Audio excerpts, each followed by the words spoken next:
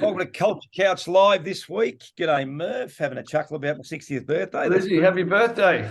Oh, what very a big much. day. G'day, Mark. G'day, Chris. Yes, Morning, Rosie. so I'm going to live till I'm 100, so I've got 40 years to go.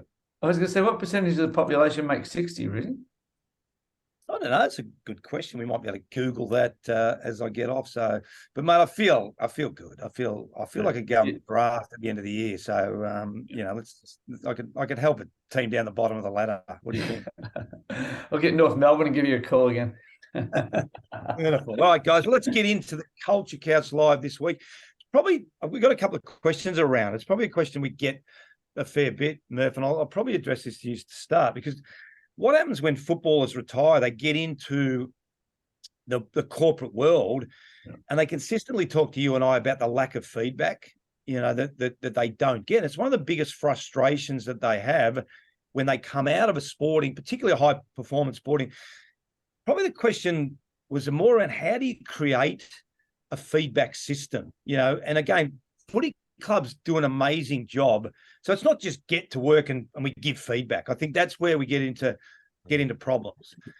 So take us maybe inside a footy club and why you think for the starting point of a footy club is so much more dramatic than a corporate world. And then we'll throw to Mark and Chris and we'll talk about what are the mechanisms we can put in place for a safe environment? Because we have to have a safe environment to have honest conversations. So let's be really clear on that. But Murph, take us inside the clubs that you've been and why you think they were able to create such a safe environment.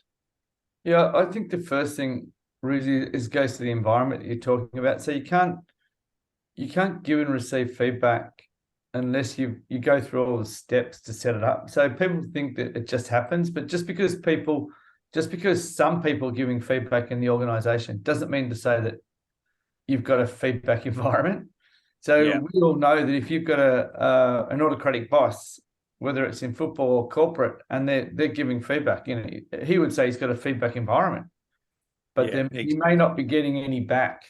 And so, by definition, we would say do your people feel safe to ask a question, or if they need help, or if they, can they give others information if they think it can improve their performance, whether that's for growth or whether that's to complement them. So the first thing is when we talk about a feedback environment, I think we need to make sure that we're talking about the whole organization, not just the boss giving feedback down.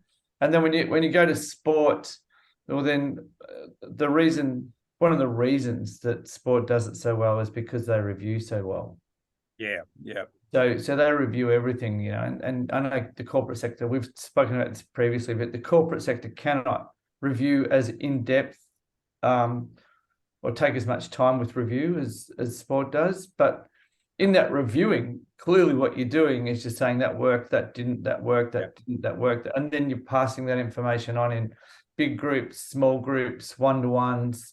And if you've taken the time to build all the components of a feedback system, which we can talk about later, then people will feel safe to have conversations. They're not feedback. It's not real talk. It's just a genuine little conversation that's going to make you better.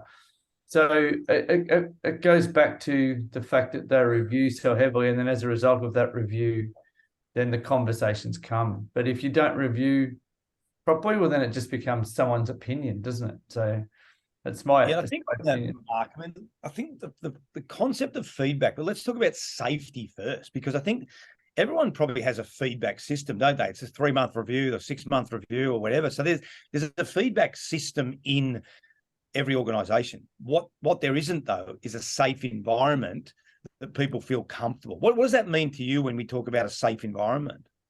Yeah, it's a great question, Rosie. For me, it's really the confidence to have conversations that you don't want to, or you feel uncomfortable having, and that doesn't just mean in and around the technical side of your job. It's conversations about life. It's conversations about what's happening in and around the workplace, really. And I think, picking up on what Jez said, there's a lot of little conversations that go on in a workplace, particularly between leaders and their team that really center around just idle conversations, because often the worker feels a little bit nervous about showing weakness or telling too much or being too open about a conversation. But if those little conversations can suddenly turn to semi sort of performance conversations, but they have a little bit more targeted sort of approach, particularly when you're a worker and you're speaking to your leader, it's like, take that opportunity to have that conversation. That becomes a lot more practiced. And then the more you can do those and the more you can take that opportunity, I think that you can start to introduce genuine conversations that have a bit more, just have a bit more meat to them than just some of those idle ones.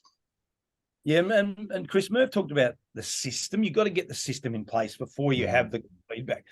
Relationships are so undervalued, I think, and I talk about my time at Sydney, and I played with the Sydney players. So I was able to build those relationships through playing. The first 3 months I went to Melbourne, I said to the coach I brought from Sydney, build relationships. I don't think people in the corporate world fully understand the direct correlation between strong relationships and feedback. Yeah, well, and I think it kind of ties into the safety thing as well, doesn't it, Ruzi? Because when you talk about getting it started in our work, we want the leader to go first.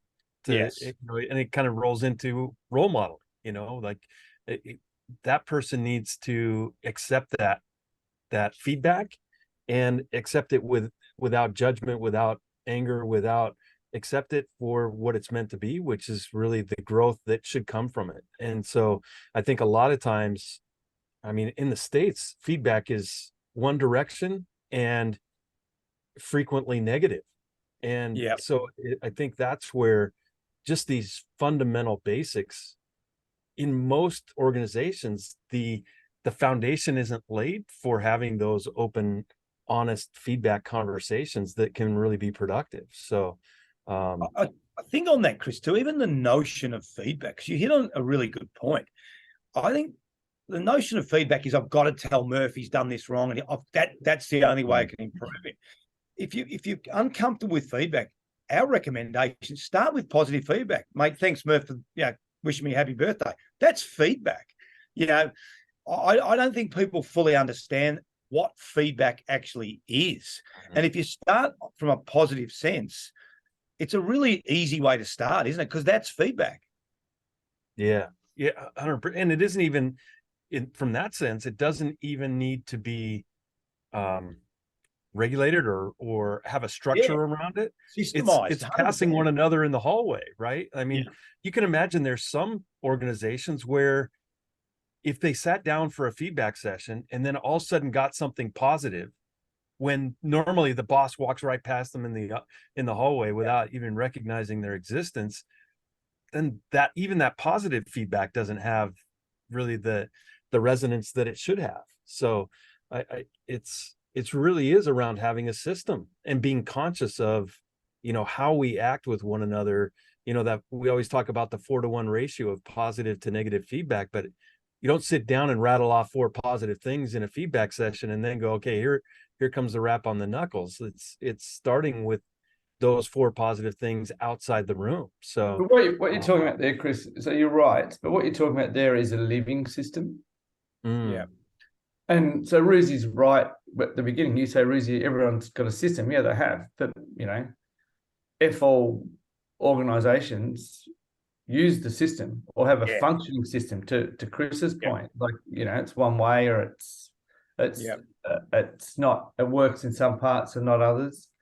So what Chris is talking about there is a living system of feedback. Yeah. And that's completely different than a structured system. But the problem is you have to work your way through. It's like anything. You can't play AFL footy, Ruzi, can you, when you're 5? Like, you've got to learn the skills. You've got to learn your kick, catch, mark, learn how to run, where to go, etc., etc. So in any feedback system, what you have to do is you have to take the time to build your values and your behaviors, and then you've got to build your relationships, as you've said. Then you've got to set up opportunities, whether it's meetings or whether it's specific opportunities for people to gently start to give each other feedback, so that they're not whacked or criticized for it. and then slowly keep practicing it till eventually it just becomes part of your hallway conversation. So so when you go to a football team that's working really well, or a sporting team that's working really well, you can just see guys walking up the hallway with their arms around each other, and they're not talking about what they did Saturday night. Yeah. They're actually talking about, well, if we did that, that would happen. And when you did that, that made me trust you more, and I could go to there. So it just becomes this ongoing conversation. But that takes, I don't know, I reckon that takes probably 12 months to get to, because there's a lot of cohesion that goes into that.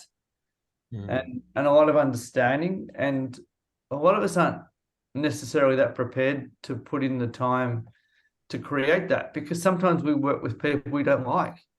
And the truth is, having taking the time to build those really honest conversations with people you don't like and build strong relationships is actually quite difficult, and therein lies, I guess, another problem.